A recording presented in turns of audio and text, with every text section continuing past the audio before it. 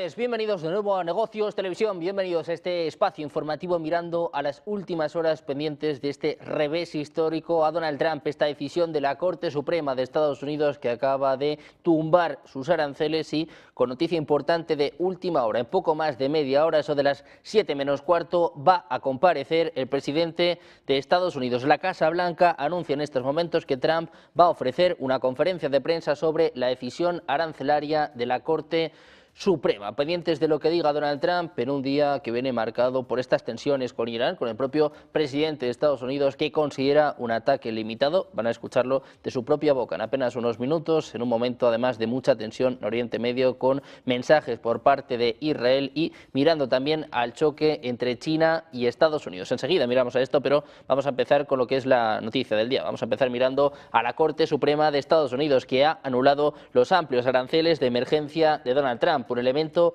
central de su agenda económica. El fallo emitido este viernes invalida el uso de la Ley de Poderes Económicos de Emergencia Internacional para imponer unilateralmente estos amplios aranceles. En la opinión mayoritaria, el tribunal acordó por 6-3 que los aranceles excedían la ley. Dice literalmente que el presidente se arroga la facultad extraordinaria de imponer unilateralmente aranceles de monto, duración y alcance ilimitados. Enfatizan que, dada la amplitud, la historia y el contexto constitucional de dicha facultad, Trump debe identificar una autorización clara del Congreso para ejercerla.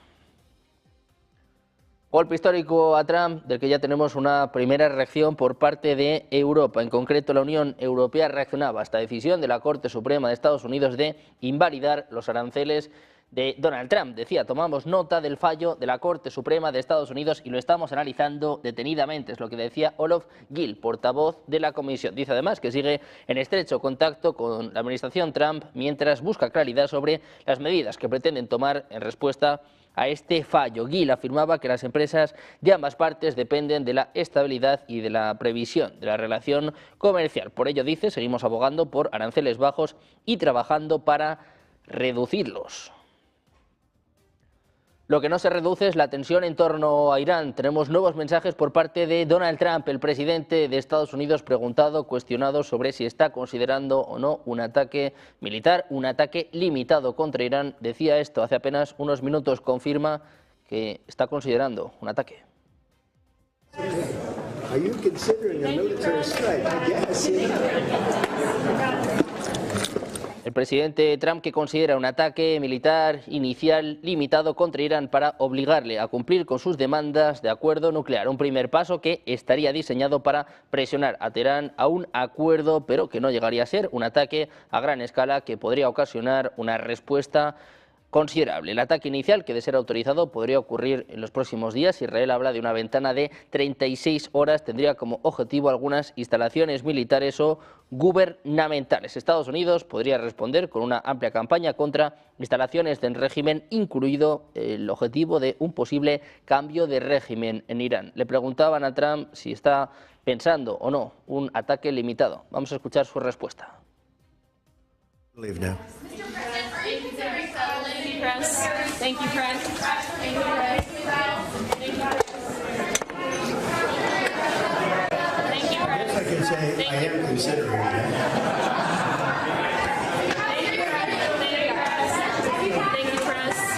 Además, el ejército de Estados Unidos ya ha desarrollado planes avanzados para atacar a Irán. Información de la agencia Reuters que apunta que el ejército estadounidense tiene planes de ataque avanzados contra Irán que incluyen acciones para atacar a líderes iraníes individuales e incluso contemplar escenarios de cambio de régimen en el caso de que Trump dé la orden. La planificación militar va más allá de eventuales bombardeos contra instalaciones nucleares, infraestructura militar energética. Entre las alternativas evaluadas figuran ataques selectivos contra altos cargos del aparato político y militar iraní, en una estrategia similar a la utilizada en el año 2020 en la operación contra Qasem Soleimani. En este sentido, también apuntan a que algunos de los recientes ataques de Israel contra los comandantes iraníes son un modelo operativo por su carácter selectivo y su impacto estratégico. Dentro del gobierno de Estados Unidos sigue la conciencia de los peligros que podría implicar una acción de este tipo. Las autoridades prevén que Irán podría responder con represalias directas o incluso indirectas contra las fuerzas de Estados Unidos en Oriente Medio, lo que podría derivar en bajas militares y una escalada regional más amplia.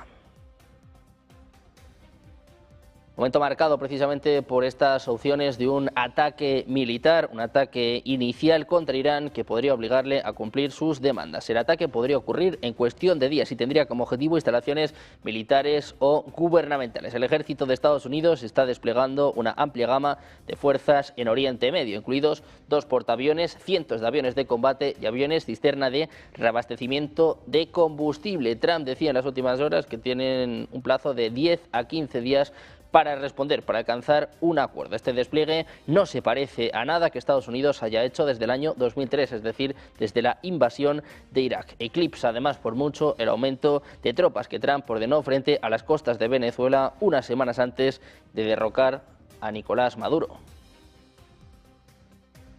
Y dentro de este despliegue el foco está en el US Gerald Ford, el destructor estadounidense US Mahan, asignado a este grupo de ataque del portaaviones que entraba hoy en el mar Mediterráneo a través del estrecho de Gibraltar. Este movimiento forma parte del despliegue del grupo de combate liderado por el Ford, que previsiblemente va a seguir la misma ruta en las próximas horas o días. El cruce del estrecho marca un hito clave en la proyección naval de Estados Unidos hacia la región. De mantenerse este ritmo, el US Gerald Ford podría alcanzar el Mediterráneo oriental y situarse frente a las costas de Israel más o menos para el martes. El grupo de ataque del Ford incluye, además del portaaviones y destructores, otros buques de apoyo y unidades aéreas embarcadas. Estos despliegues suelen tener como objetivo reforzar la disuasión, garantizar la libertad de navegación, sobre todo por lo que pueda pasar en el estrecho de Hormuz, y apoyar operaciones aliadas de interés estratégico.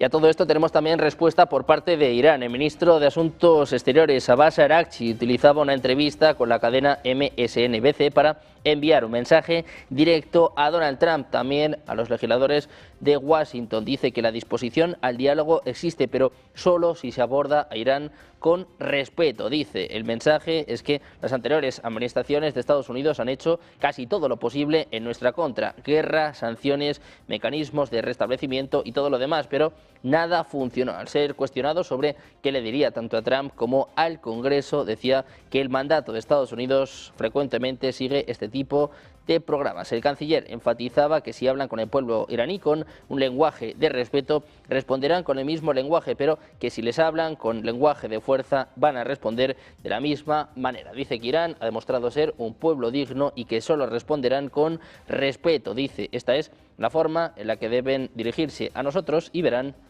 cuál es el resultado. Precisamente en Irán, un avión de combate F-4 de la Fuerza Aérea se estrellaba a unos 80 kilómetros de la base aérea de Nosé, es lo que apuntan informaciones difundidas por medios locales. La Fuerza Aérea iraní confirmaba que el piloto de la aeronave, identificado como Mahdi Firuzmand, falleció como consecuencia del accidente. Por el momento no hay detalles oficiales sobre las causas del siniestro, aunque autoridades militares han indicado que se ha iniciado una investigación para esclarecer lo ocurrido. El incidente se produce en un contexto de mucha actividad militar en el país, aunque no se ha establecido ninguna relación entre el accidente y estas tensiones entre Estados Unidos o también con Israel. Precisamente en Israel hablaba en las últimas horas su primer ministro, Benjamin Netanyahu. En medio de estas tensiones con Irán, en medio de estas amenazas de Donald Trump, ha tocado el turno del primer ministro israelí. Benjamin Netanyahu amenaza directamente a Irán. Dice que en caso de que lancen un ataque, las consecuencias serán imprevisibles. Dice que la respuesta será más dura que nunca. Escuchen el mensaje de Netanyahu para Irán. אנחנו פועלים בצמידות עם בעלת בריתנו הגדולה, ארצות הברית. הבהרתי לידידי הנשיא טראמפ את העקרונות שלדעת ישראל צריכים להנחות כל משא ומתן עם איראן.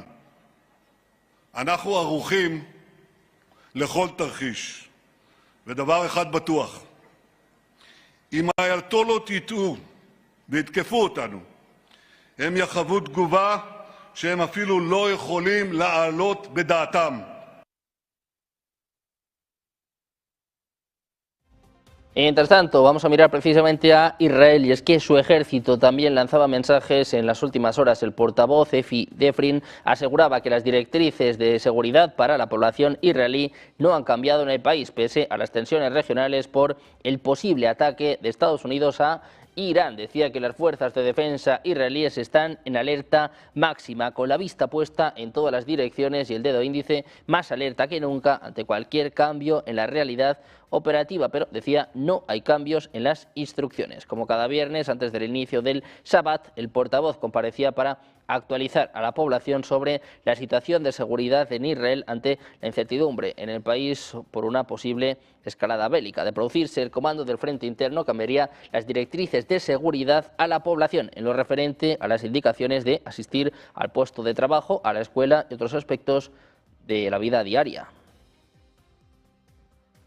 Y hablamos ahora de Estados Unidos. El Departamento de Defensa advertía a la Unión Europea de que podría tomar represalias si Bruselas decide incluir una cláusula estricta de compre productos europeos en sus futuras normas de contratación en materia de defensa. Precisamente, según las fuentes que apuntaban esta información, según las fuentes de la agencia Reuters, Washington se opone firmemente a cualquier medida que limite la participación de empresas de Estados Unidos en el mercado europeo de defensa. Considera que este tipo de disposiciones constituirían políticas proteccionistas y excluyentes. El Pentágono señala que si la Unión Europea avanza con estas restricciones, Estados Unidos podría revisar las exenciones contempladas en los actuales acuerdos de comercio de defensa. Esto, a su vez, podría derivar en limitaciones para el acceso de empresas europeas a contratos del Departamento de Defensa. Esta advertencia llega en un momento en el que Bruselas estudia fórmulas para reforzar su base industrial de defensa y reducir su dependencia exterior, pese a que aproximadamente 2/3 de las armas importadas por países de la Unión Europea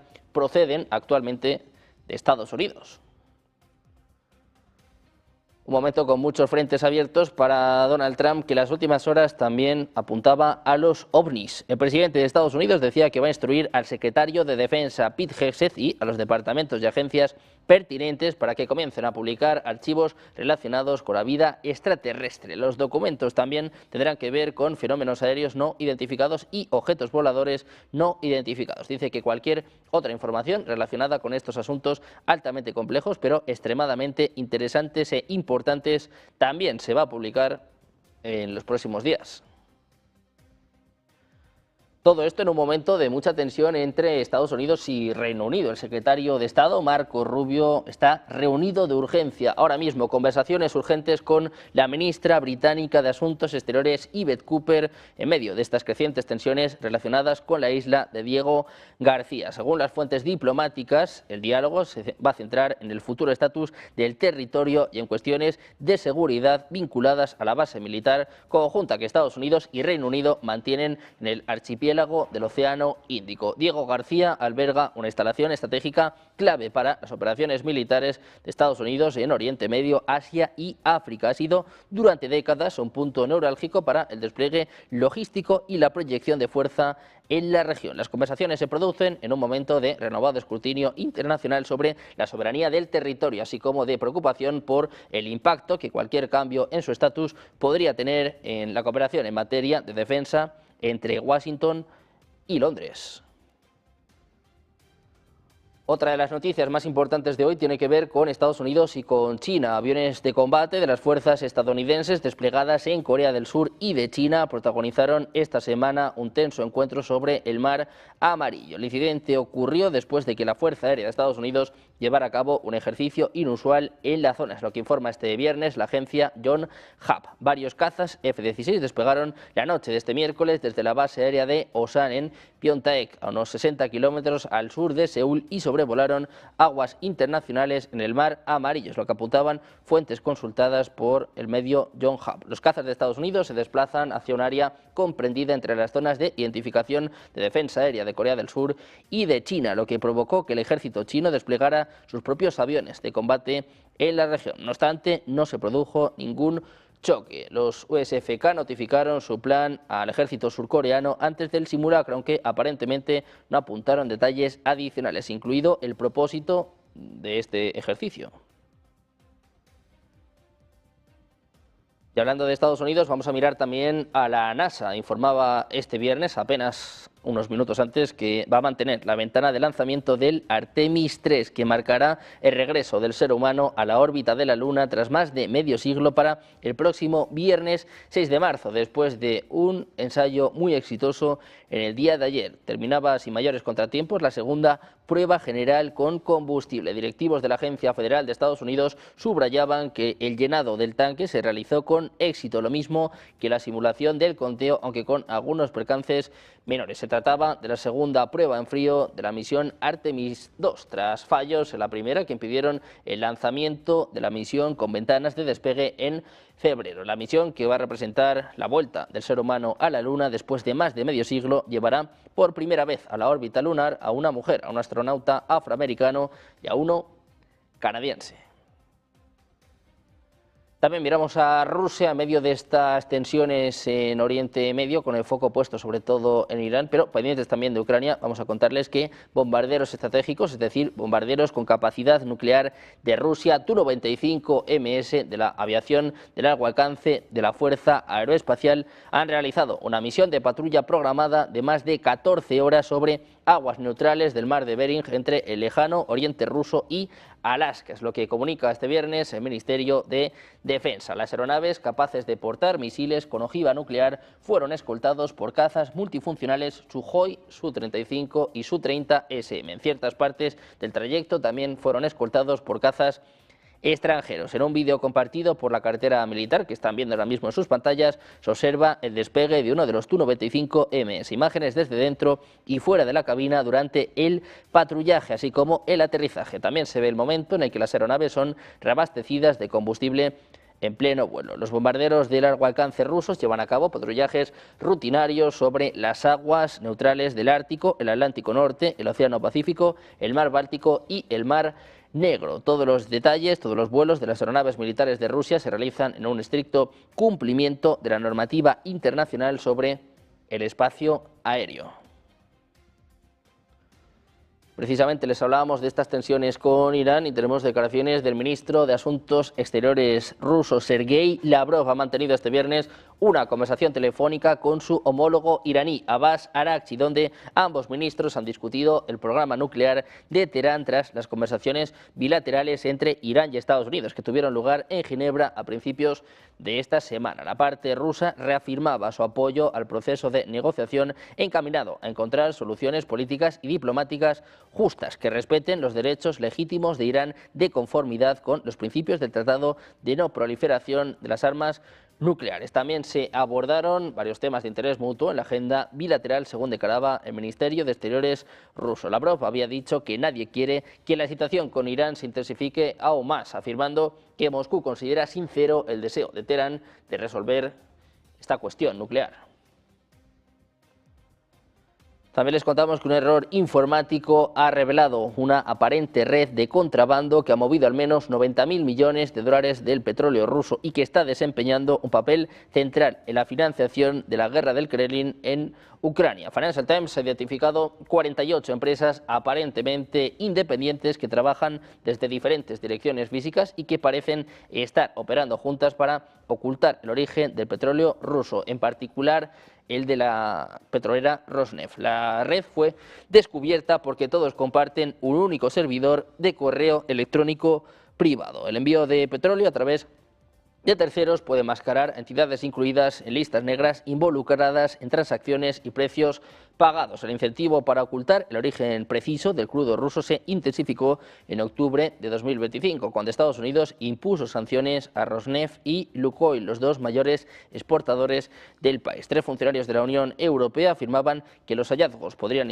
utilizarse como prueba para imponer nuevas sanciones. Las entidades de esta red, según declaraba uno de ellos al Financial Times, ya estaban en el radar europeo. Decía, observamos patrones cada vez más complejos y el surgimiento de nuevos actores que intentan eludir nuestras medidas. Con cada paquete de sanciones intentamos dificultar la elusión, hacerla menos predecible, menos fiable y más costosa.